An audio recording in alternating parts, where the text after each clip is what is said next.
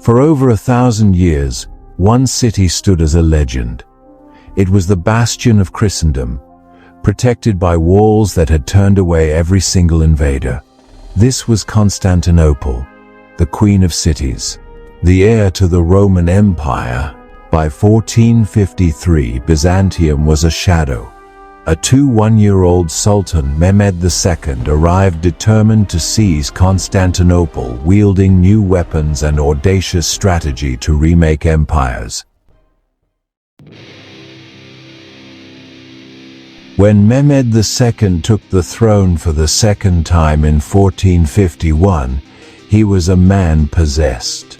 Taking Constantinople wasn't just a military goal. It was an obsession he'd reportedly been sketching plans for since he was a boy. Mehmed was brilliant, a student of history who spoke multiple languages.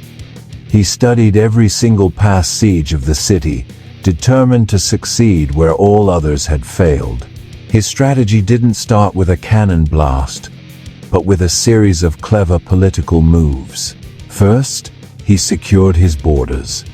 He signed peace treaties with European rivals like Venice and Hungary, making sure they wouldn't jump in when the time came. This move diplomatically isolated Constantinople, leaving it with almost no allies willing to send aid. Then came a stroke of pure strategic genius.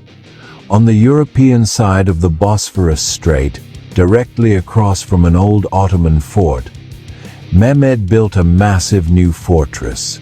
He named it Rumeli Hisari, the throat cutter. Its purpose was simple and deadly: to sever Constantinople's lifeline to the Black Sea, cutting off trade, supplies, and any chance of rescue from Genoese colonies. The fortress was built in a shockingly fast 4 months, a sign of Mehmed's incredible drive. With the strait now firmly in his grip, the noose around Constantinople was tightening, long before the first soldier ever appeared at its walls. To breach the legendary Theodosian Walls, Mehmed knew he needed more than a huge army. He needed a game-changer. That game-changer came in the form of a Hungarian engineer named Orban. In a wild twist of fate, Orban had first offered his cannon-making skills to the Byzantine Emperor Constantine XI. But the emperor's treasury was nearly empty. He couldn't afford Orban's steep price, nor did he have the materials to build the kind of weapon the engineer envisioned. Mehmed seized the opportunity. He welcomed Orban with open arms and gave him practically unlimited funds. The Sultan wanted a cannon so powerful it could shatter the walls of Babylon itself. And Orban delivered. Working in the Ottoman capital of Edirne, he forged a series of massive bombards. The star of the show was a bronze monster some called the Basilica. It was over 27 feet long, with a barrel so wide a person could crawl inside. Just moving it required a team of hundreds of men and dozens of oxen. This supergun could hurl stone projectiles weighing up to 1,200 pounds for over a mile, designed to pulverize fortifications that had stood for a millennium. But it wasn't just one cannon. Orban produced an entire artillery train of around 70 cannons. When Mehmed's massive army, estimated at 80,000 to 200,000 men, finally arrived outside the city on April 2nd, 1453, they brought the dawn of a new age of warfare with them. Inside the walls, the defenders, only about 7,000 soldiers, including 2,000 foreign volunteers, were about to face a power the world had never seen. The siege began on April 6, 1453, and the world shook.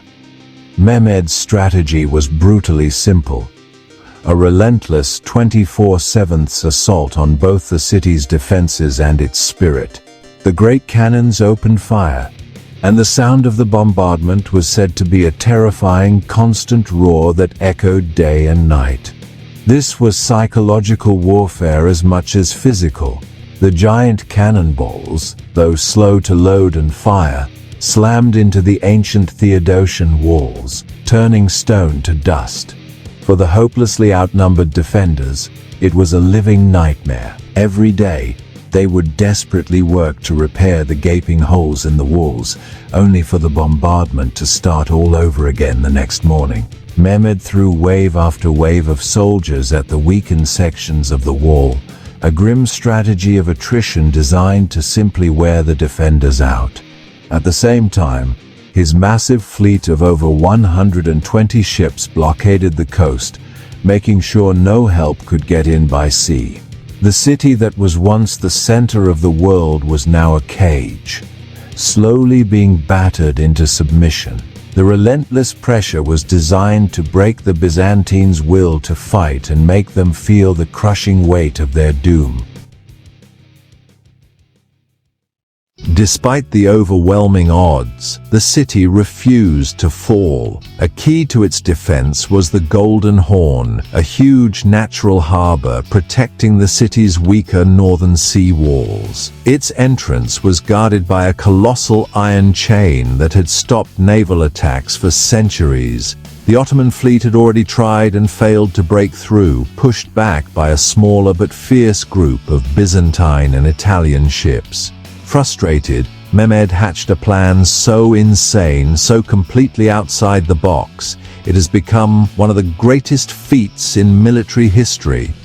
If he couldn't sail his ships into the Golden Horn, he would move them overland. On the night of April 22nd, under the cover of darkness, Mehmed ordered his men to do the impossible. Thousands of soldiers laid down a roadway of greased wooden logs across the hilly peninsula of Galata. Then they began to physically haul around 70 of his warships out of the water, up the hill and down the other side, launching them directly into the Golden Horn. The next morning, the defenders of Constantinople awoke to a vision from a nightmare. The Ottoman fleet was now in their harbor, completely bypassing their main naval defense. It was a strategic masterstroke. The already thin line of defenders now had to stretch even further to cover the sea walls, weakening their land defenses. But more than that, it was a devastating psychological blow. This was the act of a man who didn't play by the rules of reality. The unconquerable city was now well and truly surrounded, outmaneuvered by an act of sheer, unbelievable genius. After a grueling 53-day siege, Mehmed decided the time was right for one last final push. In the pre-dawn darkness of May 29, 1453, the all-out attack began. It was a coordinated storm from both land and sea, a whirlwind of cannon fire and charging soldiers. The first waves of troops were fought back, and so were the next. But the defenders were exhausted and their numbers were dangerously low. Then, a moment of chaos. Their commander, Giovanni Giustiniani, was mortally wounded. Seizing the opportunity, Mehmed unleashed his ultimate weapon, thousands of his elite, battle-hardened janissaries. This final wave crashed against the most damaged section of the wall. They fought with disciplined fury, and this time they could not be stopped. They poured through the breach. A cry of victory erupted from the Ottoman camp.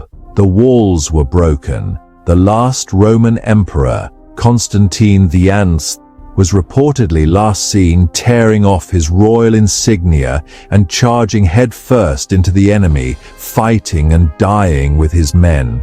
With his death, the Roman Empire, an empire that had lasted for nearly 1,500 years, came to its final violent end.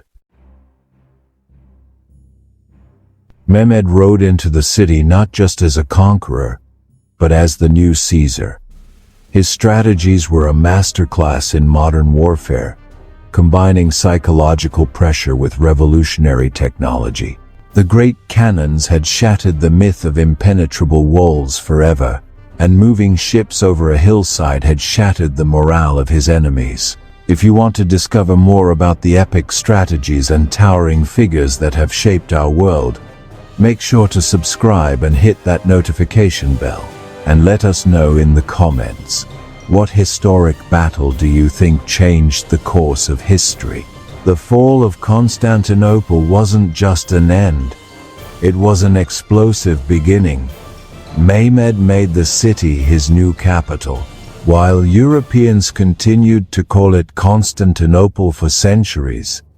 The informal name of Istanbul grew in use, a name that would become official only in 1930.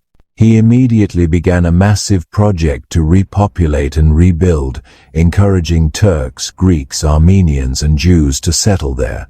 He created a vibrant multicultural capital that would sit at the center of a new world power for centuries to come. The conquest sent shockwaves across Europe, marking what many historians consider the true end of the Middle Ages. It redrew the map, shifted the balance of power, and cemented the legend of the 21-year-old Sultan who did the impossible, Mehmed the Conqueror.